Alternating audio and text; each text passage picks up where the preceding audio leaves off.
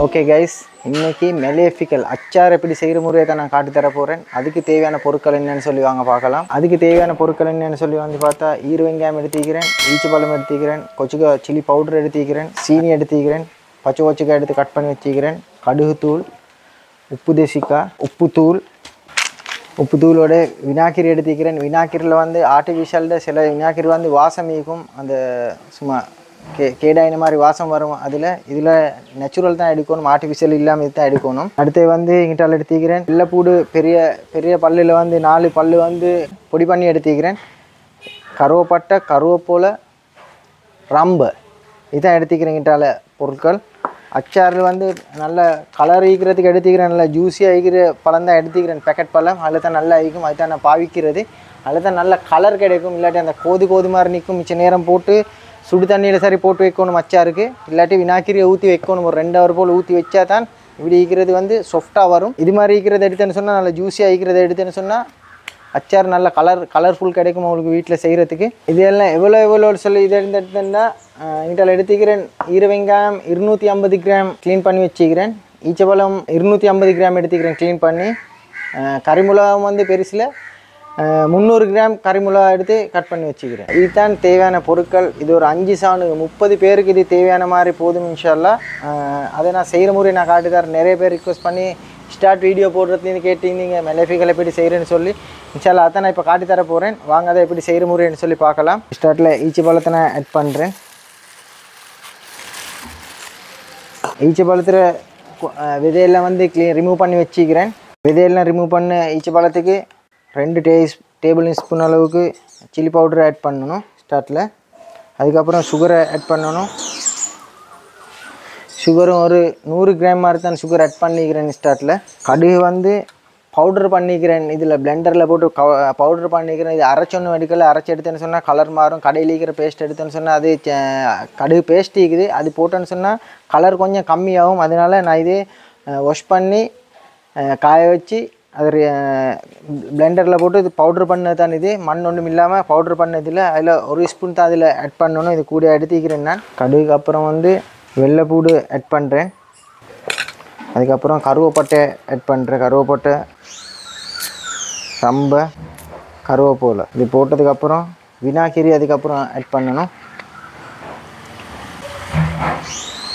வினாக்கிரி ஜாஸ்தியாக போட்டுறதில்லை.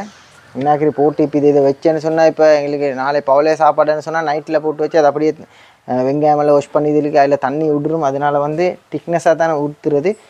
கொஞ்சமாக தான் வினாக்கிரி ஆட் பண்ணுறது. அதுக்கப்புறம் உப்பும் கொஞ்சமாக தான் தேவையான அளவுக்கு உப்பு ஆட் பண்ணுறது.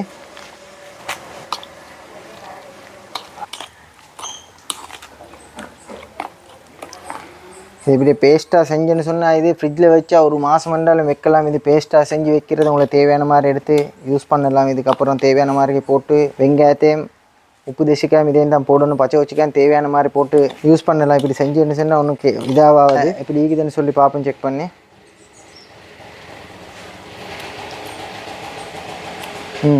அல்ஹம்துலில்லாஹ் சரியாக ஈக்குது. உரப்பு கொஞ்சம் சுள்ளண்டி ஈக்குது. இன்னும் கொஞ்சம் புளி வர ஈக்குது. அதனால தான் அந்த புளி கொஞ்சம் கம்மியாக ஈக்குது. சில நேரம் புளி போதுன்னு சொன்னால் தெசிக்காவுண்ட புளிஞ்சு ஊற்றி அப்படியும் எடுக்கலாம். வினாக்கிரி இல்லைன்னு சொன்னால் தேங்காய் தண்ணியை வந்து இதுக்கு ஆட் பண்ணலாம். வினாக்கிரி இல்லைன்னு சொன்னால் இதுக்கு வந்து உப்பு தேசிக்கா, ஒரு காய் உப்பு தேசிக்கா நான் இதுக்கு ஆட் பண்ணுறேன். புளி இதுக்கான்னு சொல்லி அது நல்லா பொடி பண்ணுறத.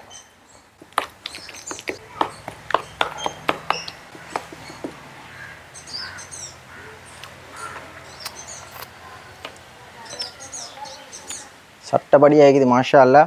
இப்போ இதுக்கப்புறம் வந்து க்ளீன் பண்ணி வாஷ் பண்ணி வச்சுக்கிற வெங்காயத்தை ஆட் பண்ணுறேன். அதுக்கப்புறம் கொச்சிக்காய் ஆட் பண்ணுறது.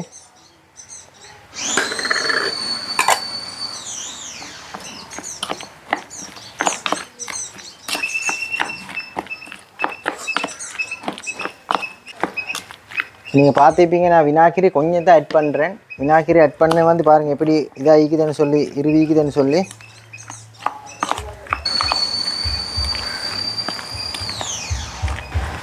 பாருங்கள் பச்சை மெலேஃபிக்கல் எப்படி கலருன்னு சொல்லி பாருங்கள்.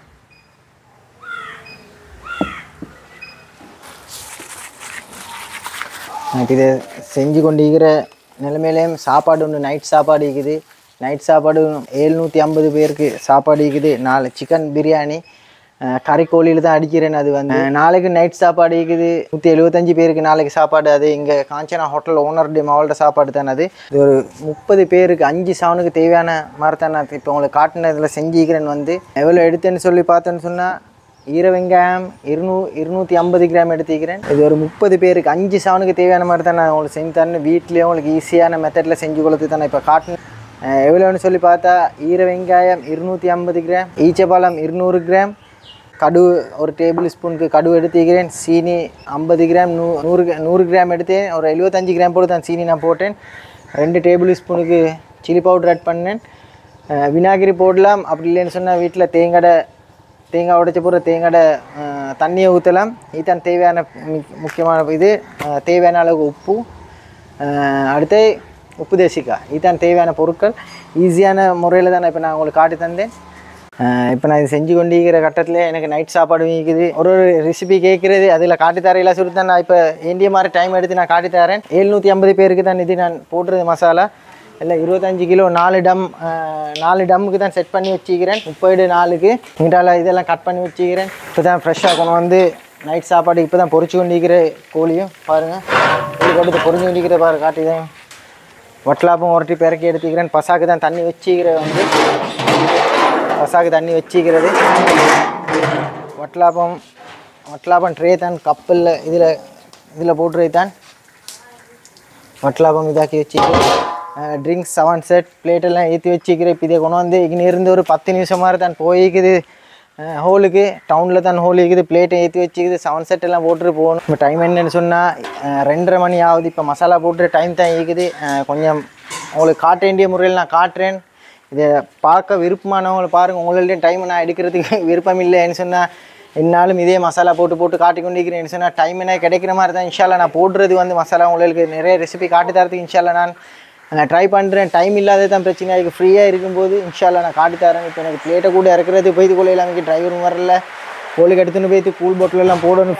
ஃப்ரீசரில் போட்டது நைட் சாப்பாடுனால நீங்களும் ட்ரை பண்ணி பாருங்கள் எப்படி ஈக்குதுன்னு சொல்லி செய்கிறதுக்கு ஈஸியான மெத்தடில். என்ன சார் உங்களுக்கு டவுட் இருந்தேன்னு சொன்னால் வந்து கமெண்ட் பண்ணி கேளுங்க. அப்படி இல்லாட்டி பர்சனலாக என் நம்பர் இருக்குது, கால் பண்ணுங்கள். ஃப்ரீயாக இருந்தேன் இன்ஷால்லா ஆன்சர் பண்ணி உங்களுக்கு எப்படி என்ன ரெசிபியில் என்ன சார் குழப்பம் ஈக்குறேன்னு சொன்னால் நான் இன்ஷால்லா ஆன்சர் பண்ணி சொல்லி தரேன். அப்படி இல்லாட்டி வீடியோ காலில் சார் எடுங்க நீங்கள் கோல் நான் உங்களுக்கு சொல்லி தரேன் எப்படி என்னென்ன ஸ்டார்ட்டில் எப்படி போடணும் என்ன தேவைன்னு சொல்லி. அதில் ஒரு இதுவும் இல்லை, நான் ஒரு ஒளிவு மறைவாக ஒன்றும் இல்லை. தெரிஞ்ச ரெசிபி நான் செஞ்சு தரேன் இன்ஷால்லா. அதில் ஒரு இதுவும் இல்லை, குழப்பமும் இல்லை. நீங்களும் ட்ரை பண்ணி பாருங்கள். அவுட்புட் எப்படி வந்தேன்னு சொல்லி கமெண்ட் பண்ணுங்கள். என் சேனலை சப்ஸ்கிரைப் பண்ணுங்கள், லைக் பண்ணுங்கள், ஷேர் பண்ணுங்கள். உங்களுக்கும் ஏதாவது கல்யாணமோ திருமணமோ என்ன சரி ஒரு ஃபங்க்ஷன் இருந்தேன்னு சொன்னால் கால் பண்ணுங்கள். அது எவ்வளோ தூரமாக இருந்தாலும் பிரச்சனை இல்லை.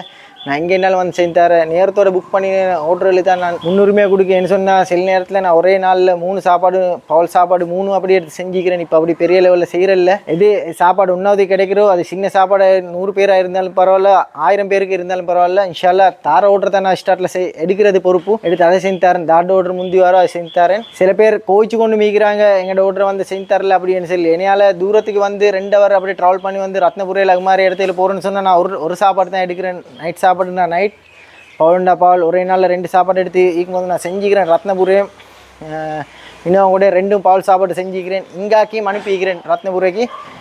என்ன சார் இதில் இருந்தேன்னு சொன்னால் நேரத்தோட கால் பண்ணி சொல்லுங்கள். என்ன சார் நான் கொஞ்சம் பிஸியாகிக்குதுன்னு சொன்னால் இது பொறுப்பு தந்து அது மாதிரி ஒப்படைக்கணும். சாப்பாடு விஷயத்தில் சரியாக டைமில் ஈக்கணும். நான் பேசுகிறது எவ்வளோ பதட்டமாக பேசுகிறேன்னு சொல்லி உங்களுக்கு டவுட்டுகள் இருந்தேன்னு சொன்னால் ஒன்று விளங்காத என்ன சார் இருந்தேன்னு சொன்னால் நீங்கள் இன்ஷால்லா நான் மறுதான் சொல்கிறேன். உங்களுக்கு என் நம்பர் இருக்குது. நீங்கள் ஒரு அச்சம் இல்லை, கால் பண்ணுங்கள். நான் சொல்லித்தரேன் என்ன எப்படி செய்யணும்னு சொல்லி. ஃப்ரீயாக இருந்தால் வீடியோ கால் கூட எடுங்க. நான் இதுதான் எப்படி செய்யணும்னு சொல்லித்தரேன். இன்ஷால்லா இன்னொரு நல்ல ஒரு வீடியோவில் சந்திக்கும் வரை விடைபெறுகிறேன். நன்றி. அஸ்ஸலாமு அலைக்கும் வரஹ்மத்துல்லாஹி வபரகாத்துஹு.